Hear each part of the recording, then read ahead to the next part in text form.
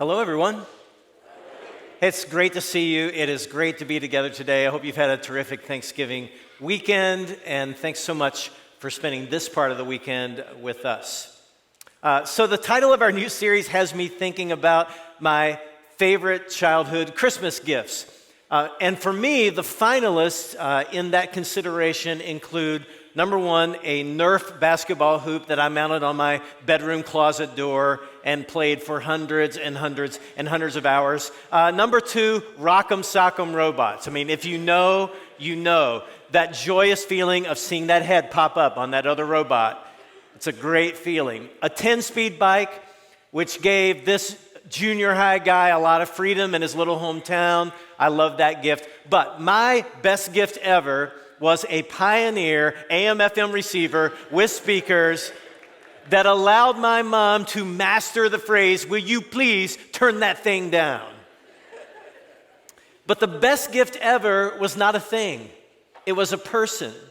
He was so amazing, God prompted the prophets to announce his arrival centuries before he was born.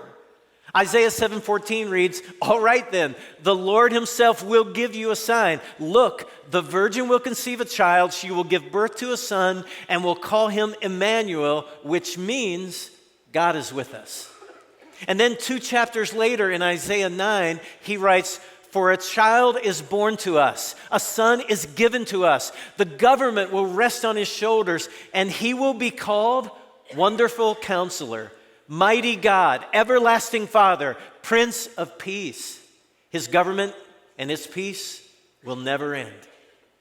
So 700 years before Jesus was born in Bethlehem, Isaiah gives the Messiah 4 significant names, beginning with the name Wonderful Counselor. But what does it mean that Jesus is the Wonderful Counselor?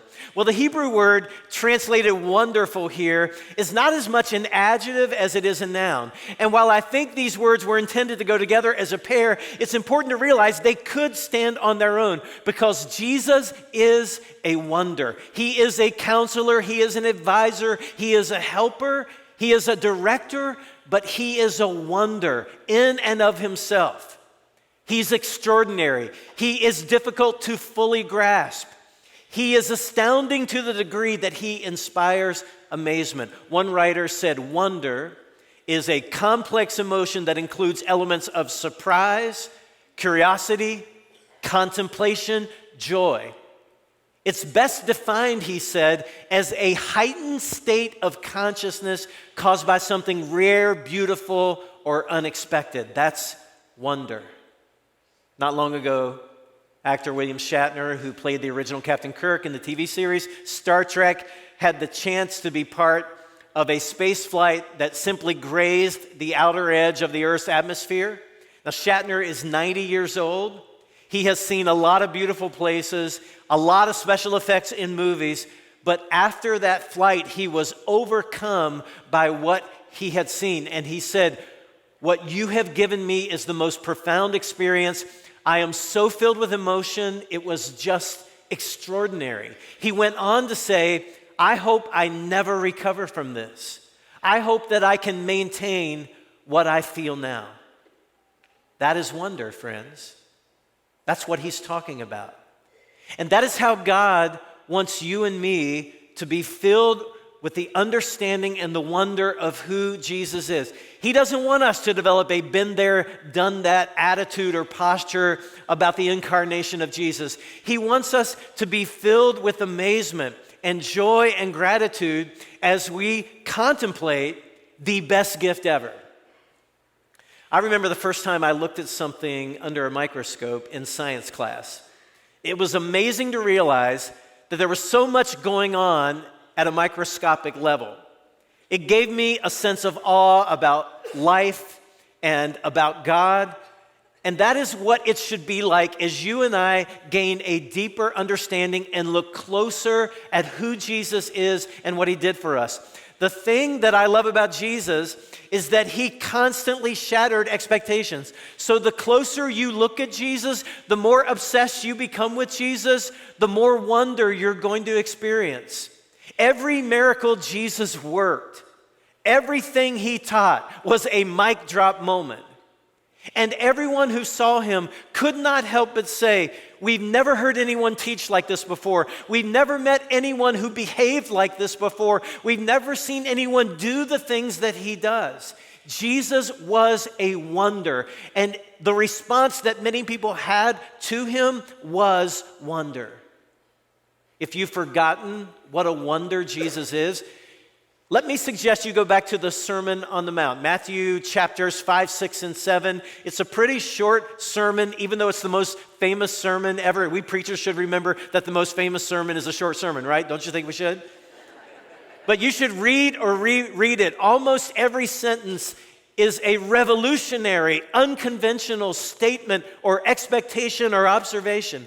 Love your enemies. I mean, sometimes it's hard to love the people who are not your enemies. Love your enemies. Pray for those who persecute you. The people who make life hardest for you, they are going to be the ones who take up space in your prayer time. Oh, there's a speck of dust in your brother's eye, but there is a massive log protruding from your eye. No wonder the words of Jesus have been translated into more than 1,400 languages. No wonder they've crossed every border, every ethnic barrier, every social category. The words of Jesus are full of wonder. But it was not just his words. He did not just talk a good game. They brought the mute to Jesus and they left speaking. They brought the deaf and they left hearing. They brought the immobile to him and they went home walking. He worked wonders because Jesus is wonderful. So how is it that we lose sight of the wonder of Jesus so easily? How is it that we can move through a season like this, like Christmas, and reflect on Christmas's past and think how little wonder there was as we consider the incarnation? When I was in college, I traveled with music teams that took me up and down the East Coast. We sang and played mostly in churches because church people are nice and they'll listen to mediocre musicians like we were at that time. I'm so glad we don't have to do that. During my travels, I met a lot of great people who were Jesus followers and a few who were just outright inspiring people. But while traveling through New England, my roommate and I were hosted by a minister and his wife that I will never forget. We were ministry students who were planning to graduate from Bible college and then begin working with churches in ministry. So normally when we stayed with the family of some church leader, those people would try to encourage us on the path that we had chosen. But the ministry couple who hosted my friend and me that night did not try to pump us up for ministry. They had been wounded by their experience with churches. They were disillusioned.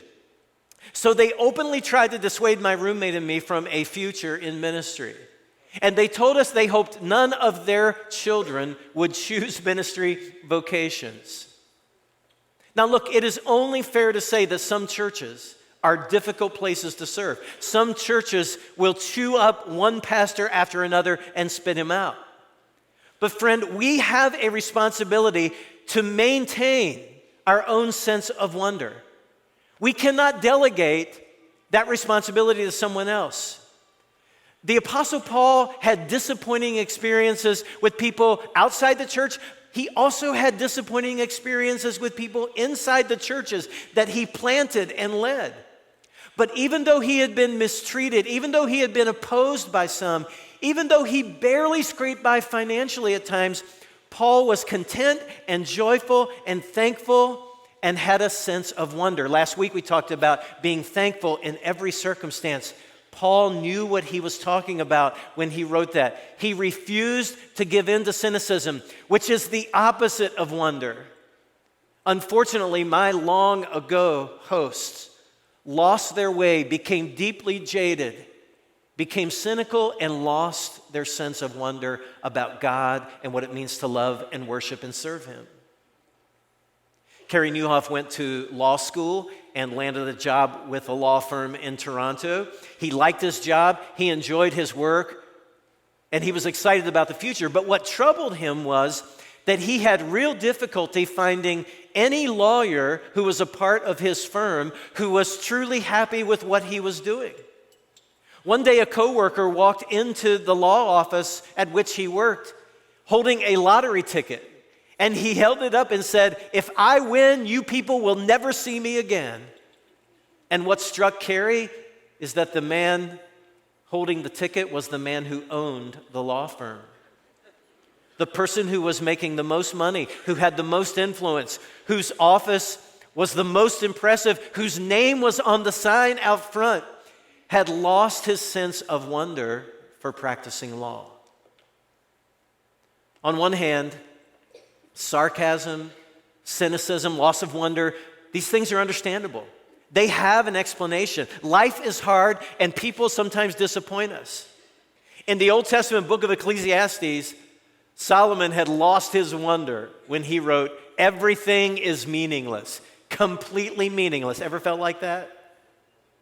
I mean, that's kind of the opposite of Mr. Rogers' "It's a Beautiful Day in the Neighborhood."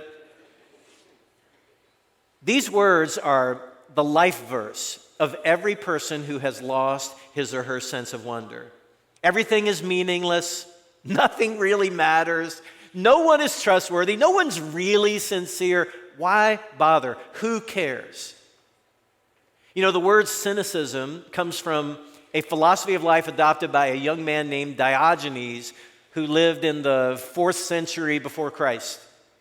And some of the details of his life are unclear, but it seems Diogenes had his citizenship revoked after he counterfeited money and caused a major uproar in his hometown. But rather than repenting from what he did and becoming a productive member of the city and the society, he rejected society. He concluded that the system was broken, not him. And he chose a life free from responsibility, free from cultural expectations. He became a critic of those in authority, and he attracted a following of people who shared his frustrations. I mean, it sounds like he could be a politician today, right? Not all politicians, because that would be cynical, and I'm not cynical. But long before the time of Diogenes, King Solomon recognized cynical thoughts in himself and in other people. And look at what Solomon writes in Ecclesiastes 1 verse 3. "What do people get for all their hard work under the sun? Generations come and generations go, but the earth never changes. The sun rises and the sun sets. The wind blows south, then turns north. Around and around it goes, blowing in circles." Now, there's just not much wonder in Solomon's words. Wonderless people often start out as idealistic people. If you ask a person who's lost his or her sense of wonder, "Why are you so jaded?" that person will probably say, "Well, experience has taught me people always have an ulterior motive. Experience in life has taught me that disappointment is every person's destiny. So I'm not going to let myself get happy or excited about life because I know something is coming that's going to steal that joy from me." And look, that view is not completely without evidence, is it? I mean, people do often disappoint us. People are often discovered to have selfish motives, impure intentions. Some people do prove to be untrustworthy. And life is difficult. So some people would say, hey, maybe the cynic is right. Maybe the person who's lost his or her wonder is just a realistic person. Maybe the safest way to live is by not expecting anything good from people or from life, and by withholding trust and just keeping your expectations low. I mean, that's what some people have concluded relationally, right? How many people have invested themselves in a relationship for months or for years, only to realize that the other person was not being fully transparent, was not fully invested? How many people have trusted a friend with very personal information, only to be pushed away or forgotten or their trust violated? How many parents have poured their time, their money, their attention into a child, only to have one or more of their children respond with a lack of love or appreciation, maybe even disdain? Some people have concluded it's just safer to be a cynic. It's not safe to hold on to wonder. I mean, professionally, the same thing can happen, right? You see someone come into your company who seems high integrity, who seems above the fray, but inevitably that person succumbs to workplace politics. So you just stop expecting people to be good anymore. Or maybe you're in a service profession and you are in that profession because you really want to help people, but so many people try to exploit you, or someone tries to replace you or rip you off. It's like no good deed goes unpunished at work and in your career, and it feels smarter to just stop trusting people and to numb yourself to the inevitable disappointment. You know it's coming. And a person like that views wonder as liability. Friend, how do you respond when negative experiences or disappointing revelations steal your sense of innocence, your wonder? How do you respond when the optimism and the idealism of your 20s gives way to realistic life challenges in your 30s? When some of your friends who were so in love in their 20s go separate ways in their 30s? When people you admired or people that you've respected spiritually put their faith on a shelf, or they totally crash and burn? When one of your closest friends loses interest in you, turns against you? If you're like a lot of people, you just become cynical. You lose your sense of wonder about relationships and about life. You stop believing in people. You stop believing in noble ideas. And maybe you even become cynical or wonder less about God. Most wonderless people claim to be realists. The more of an unbridled optimist you are as a young adult, then the more susceptible you can become to losing your wonder later in life. Has that happened to you? Do you wonder what happened to your wonder? Do you wonder what happened to the hopeful person you used to be? If you're wondering how you've drifted into cynicism, let me just try to help you evaluate that today. I'll highlight some traits of a wonderless person, and you can determine if you possess them. But instead of just asking yourself if you possess these qualities, maybe later you want to ask someone you trust or someone you live with. When you're ready to hear the truth, invite them to help you answer some of these questions. That might be a more accurate determination. Most wonderless people obsess over minor frustrations. It is very difficult to complain about the things that irritate you constantly and to maintain a sense of wonder. They just can't coexist. How much of your thought life, how many of your words are tied to people and circumstances that disappoint you, aggravate you, frustrate you? Do you just keep giving those things room in your thoughts and in your conversation? Do you repeatedly tell the story of the person who offended you, or the leader who disappointed you, or the friend who betrayed you? If you're an optimist, you tend to look at these things as anomalies. If you're holding on to wonder, you just say, well, sometimes that happens. But if you're a realist, you might say to yourself, hey, human beings are imperfect. No one gets through life unscathed. But if you're a cynic, you claim that your experience proves that people are awful and should not be trusted, and that life should not be something we get excited about. And that closes the door on wonder.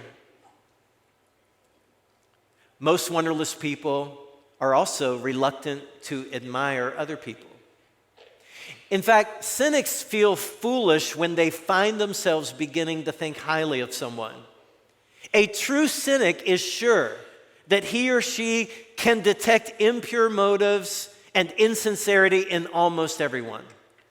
Those who do noble things, they're trying to deceive, or they're seeking applause, or they're seeking attention, or they have an ulterior motive that will be found out later.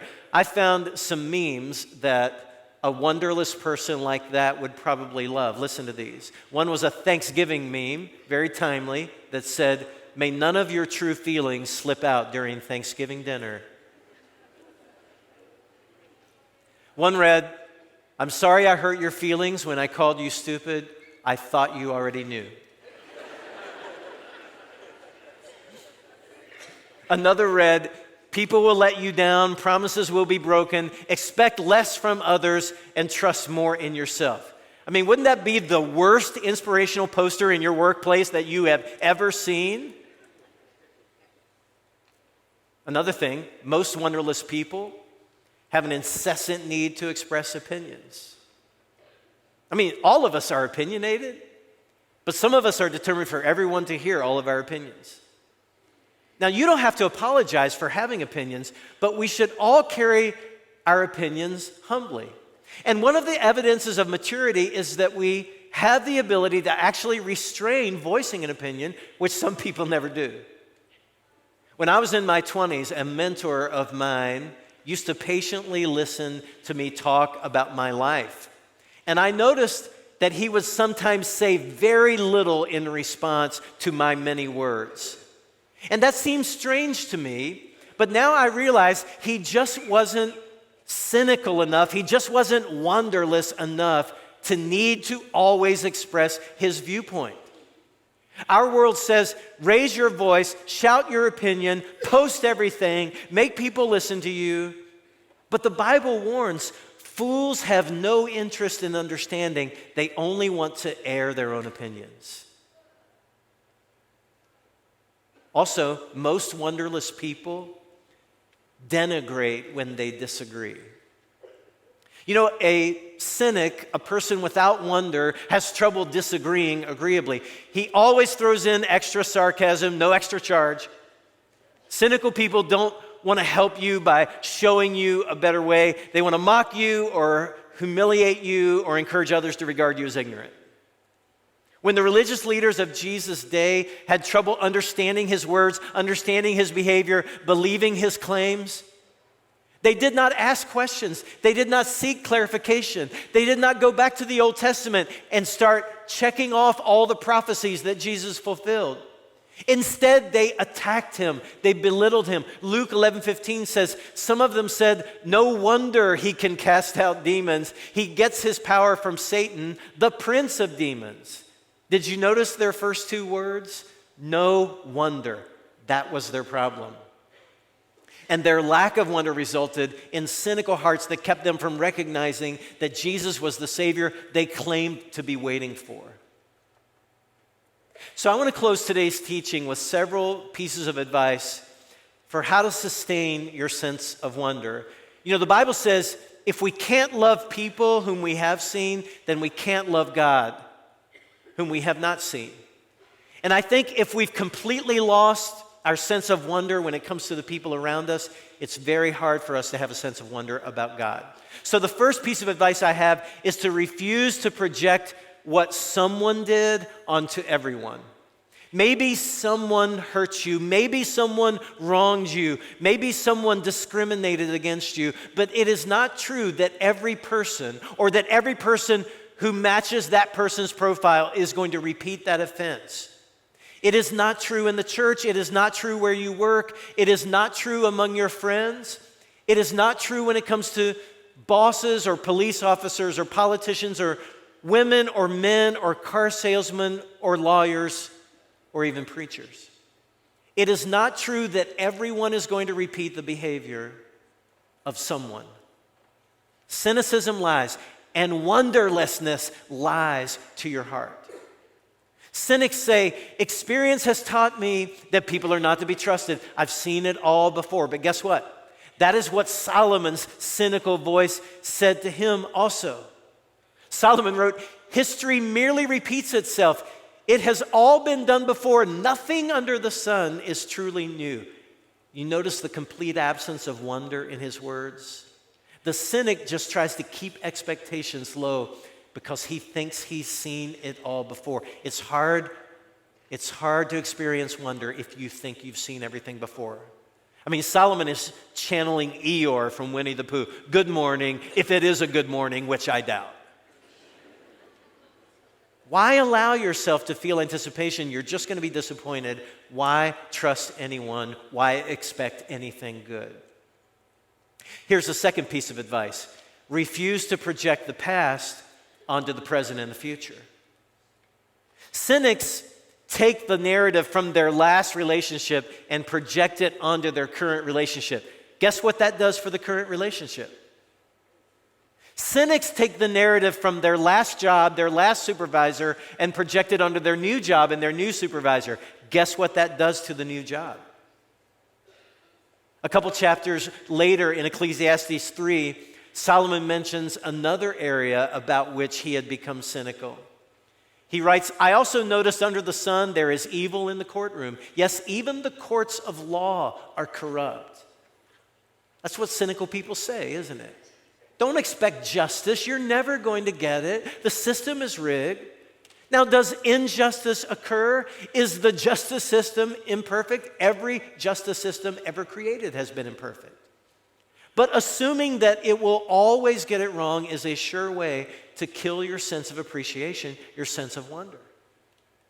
So, friend, we have to let go of cynicism and we have to embrace wonder, because a lack of wonder is your greatest threat to a joyful, meaningful life. If you are a committed cynic, God cannot bless you enough to convince you that He loves you, that He cares for you, that He is in your life. If you're a devoted cynic, the people in your life will not be able to prove that they love you and will be loyal to you, because every time there's any inconsistency, you will read so much more negativity into it. If you are an incurable cynic, you will miss out on joy in the present because you will not be able to let go of disappointment in the past. And the reason I'm saying these things today is because living without a sense of wonder is a choice. We may be more or less inclined to wonder based on our personality. I think that's true. But we ultimately have the power to choose cynicism or to choose wonder. Which one are you going to take hold of? We have to remember that everyone in our lives, remember this, everyone in your life will bear the consequences for the choice that you make. There's a famous poem I run across every few years. It's attributed to Mother Teresa because it was seen hanging in her workplace in Calcutta. It was actually written by a student at Harvard who wanted to help fellow students understand what servant leadership looks like and understand how easy it would be to surrender your sense of wonder as you serve other people. So that student wrote, "People are unreasonable, illogical, and self-centered. Love them anyway.